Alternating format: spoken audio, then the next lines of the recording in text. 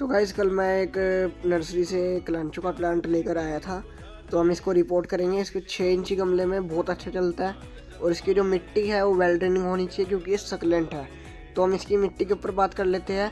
Cocopeat, garden soil, compost, नीम खली, bone meal, DAP and micro nutrients का हमको मिक्स बना लेना है।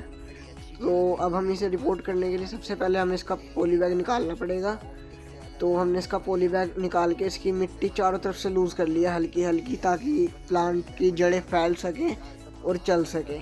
इस गमले के बॉटम में मैंने थोड़े बहुत अंडे के छिलक डाल दिए जो कि हमें प्लांट को कैल्शियम देगा।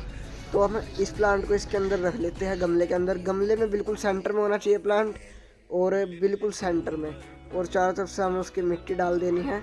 और फर्स्ट टाइम हम पानी देने के लिए ह्यूमिक एसिड वाले पानी का यूज़ कर रहे हैं, जो कि जड़ों को सपोर्ट करता है, प्लांट को शौक में जाने से बचाता है और वाइट रूट्स का डेवलपमेंट कराता है। पानी तब तक देना जब तक नीचे से ना निकलना शुरू हो जाए।